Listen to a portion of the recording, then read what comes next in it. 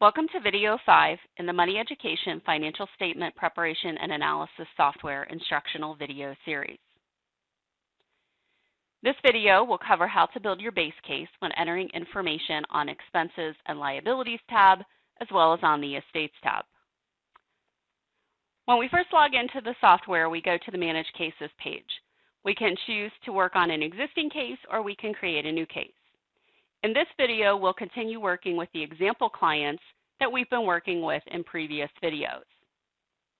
Remember that we've already filled in the information on the Investments Planning tab, the Client Name and Income tab, the Assets and Savings tab, and the Insurance tab.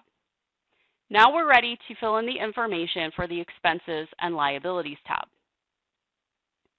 The first thing you should notice is that on the right-hand side, the information that we entered from the Insurance tab has already pre-filled for us, so we don't have to enter that information again. We do want to add a few more records, though, on the Expenses and Liabilities. Let's start by adding some debt payments.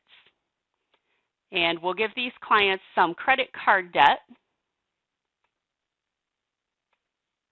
with a current balance of $10,000. Now with our credit card debt, the important thing really is to get the current balance and the monthly payment to exactly match what's provided in the case text. The loan rate information we don't worry about too much. Oftentimes I just let it at 0 because one of the first recommendations we usually make is to pay off credit card debt. Credit card debt tends to be bad debt. So as long as we know we're going to make the recommendation to pay it off, we don't have to be real concerned about that interest rate. We just need to make sure that the balance and the monthly payment are the correct amounts for the balance sheet and the income statement. So I'll click Save to save that record. And let's go ahead and give them a mortgage on that primary residence that we gave them on the Assets tab. Now here we're going to give some additional detail. Let's say the case told us that the clients originally borrowed $220,000 at an interest rate of 4% for 180 months, and that they have 156 payments remaining. The drop-down box for assets allows us to select an asset that we entered on the Assets tab. So this is a mortgage against the primary residence. We haven't entered any property taxes as an expense, so we don't have anything to select from there, but we did enter a homeowner policy, so we can tie that to this record as well, and we can click on Save. Let's also enter some additional expenses. Let's enter some expenses for tax withholding because both clients work. They'll need to have federal income taxes withheld throughout the year. And let's just say that these clients are having $12,750 of tax withheld from their paychecks during the course of the year. Now we can also add some living expenses for the clients. Most clients do like to eat, so we might give them food as a living expense. One of the things you should notice here is that some of the expense types have been pre-assigned as non-discretionary or discretionary.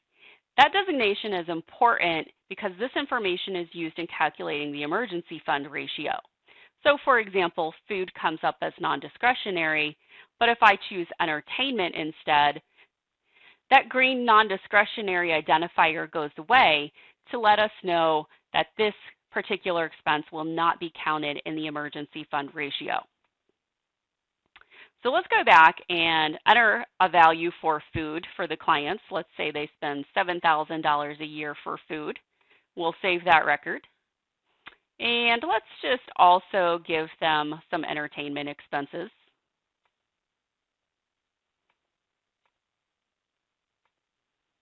We'll say their entertainment expenses are $10,000 a year. And they probably have some other living expenses as well. Those would usually be identified for you individually in the case. To keep things simple here, I'm just going to add some living expenses under the category of other non-discretionary expenses. And We'll just throw in $11,000 for that amount, and we'll save that record. As with the Assets and Savings tab, your goal in entering the expense and liability information is to generate a balance sheet and income statement that are identical to those provided in the case information in the text. Once you've done that, you're ready to move on to the Estates tab. Now, the Estates tab is pretty straightforward. You have two columns, on the left for the current scenario and on the right for recommendations made. We're not making recommendations yet. We're still just entering the base information that's provided within the case in the textbook. So we're working in the left-hand column, and we simply check any of the boxes that the clients have already done. So for example, if the client has a will, but the spouse does not, I would check the box for the client and leave the one for the spouse blank. I'm going to pretend that my example clients have done no estate planning at this point, so I will leave all of the boxes unchecked, and I will click Save. This concludes our look at the Expenses and Liabilities tab and the Estates tab. In the next video in the series, we'll review the Reports tab.